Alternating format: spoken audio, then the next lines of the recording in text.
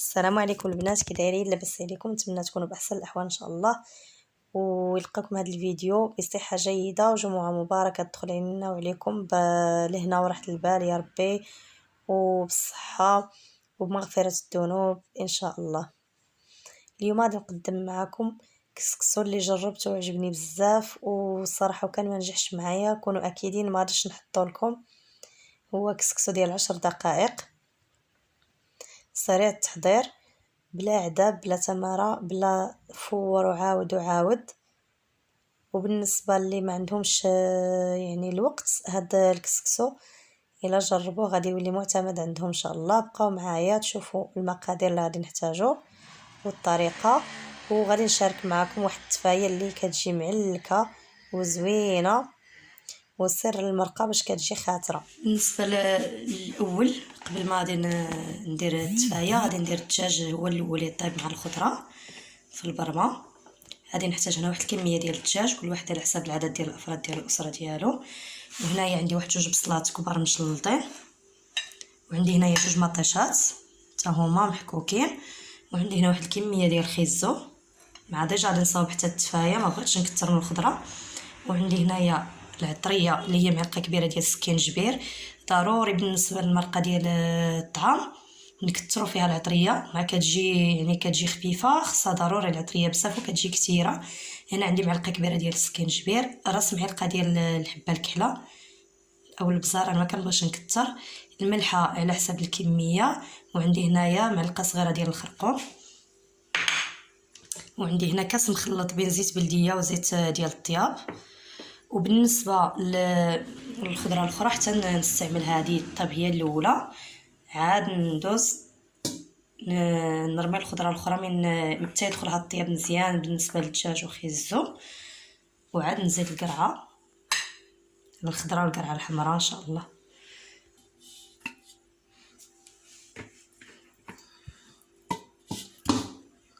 غادي ندير هذا الدجاج وغادي ندير عليه ونديرو يتشحر مع البصله، بعد نزيد عليه الزيت،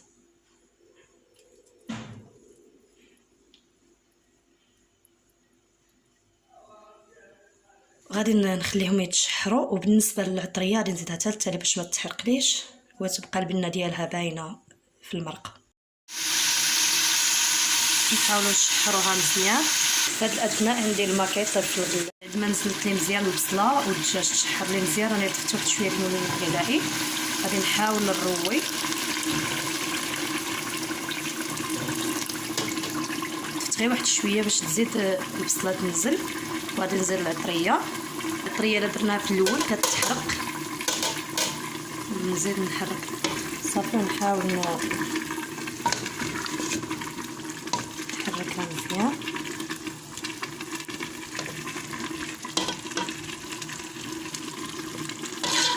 بعد ما ضفت العطريه وزدت الماء اللي هو غليان، غادي نضيف الخضره ديالي والحمص.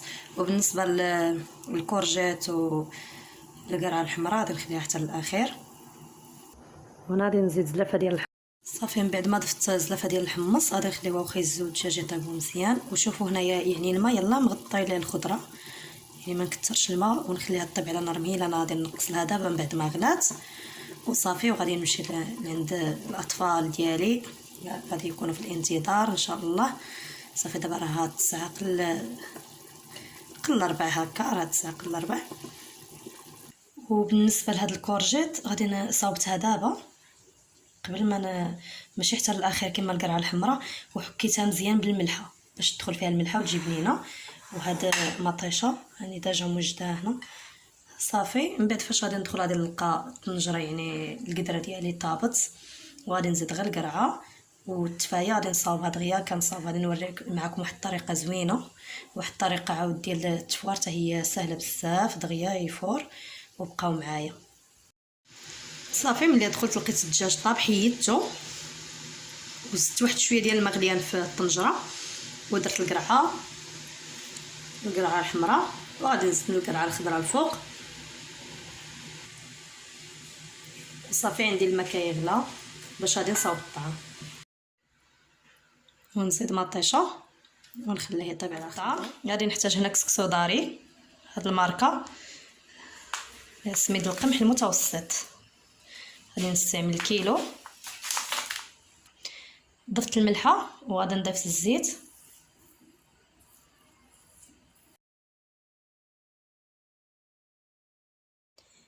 نحاول نبسو مزيان بالملحه والزيت،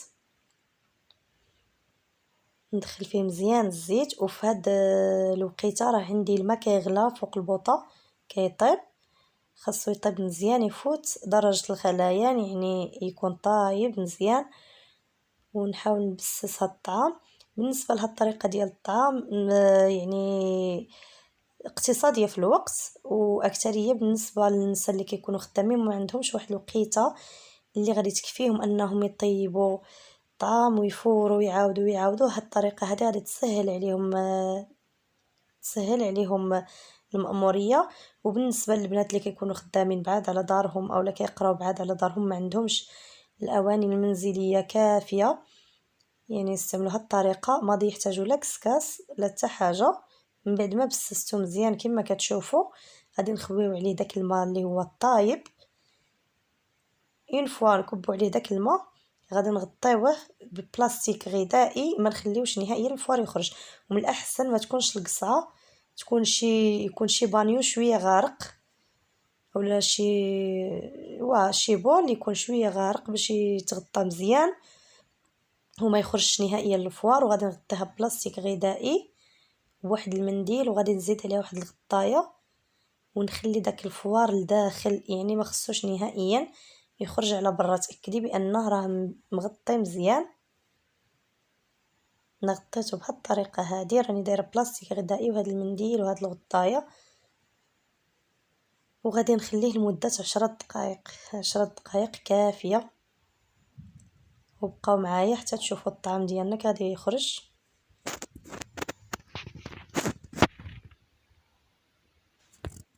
وهذا هو الكسكسو ديالنا من بعد ما خليناه 10 دقائق مغطى مزيان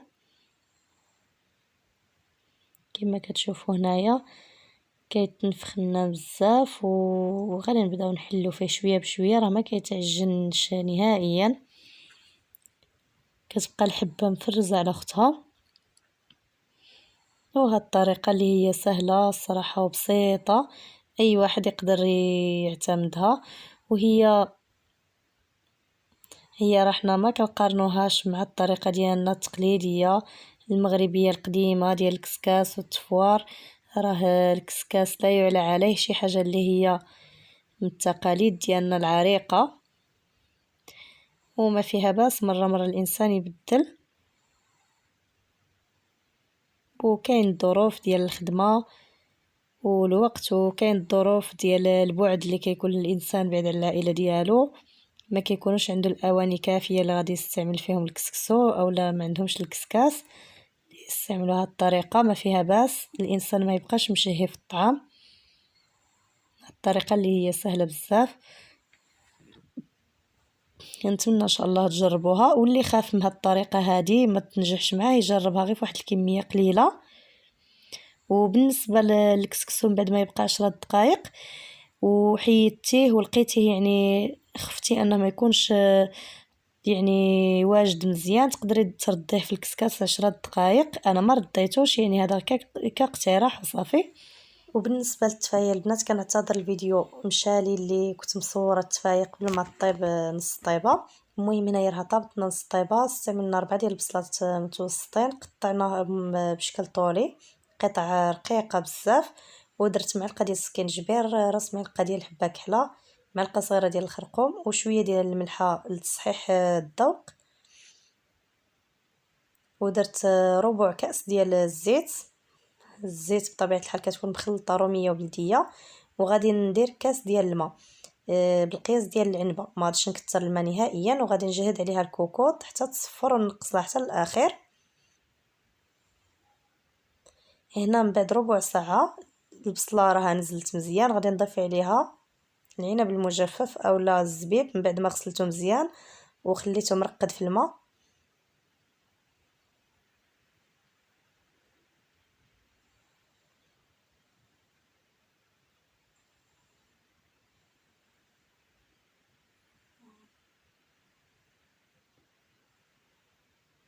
منين ضفنا الزبيب كما كتشوفوا هنايا المريقه عندنا قليله بزاف، ما كثرتش الماء نهائيا، درت كاس كافي. يعني العافيه المهيله هي اللي كطيب، الماء راه ما كيطيبش، غير كيبسل لنا المرقه. خاص يكون الماء يعني غير القياس، والبوطه تكون مهيله باش يطيبوا على خاطرهم.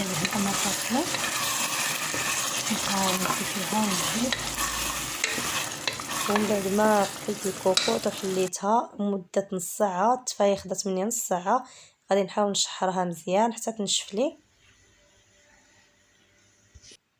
كما كتشوفوا هنا كتجي معلكه، كتجي زوينه وبنينه. وهذا هو الشكل النهائي ديال الطعام ديالنا من بعد ما طاب. الصراحه النتيجه عجبتني بزاف. كسكسو سريع، ما كيديش منا بزاف ديال الوقت والجهد، وكيجي الصراحه بنين بزاف كما قلت لكم. وكان ما اقتنعتش بهذه النتيجه ما غاديش نشاركو معكم نهائيا، كونوا متاكدين. بما انها نجحت معايا قلت علاش لا نشاركو معاكم.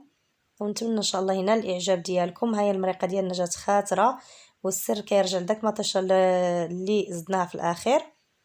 وبالنسبه للتفايه جات معلكه، والخضيره ديالنا جات طايبه، كل حاجه دات حقها في الطياب. ونتمنى ان شاء الله ينال الاعجاب ديالكم، وما تبخلوش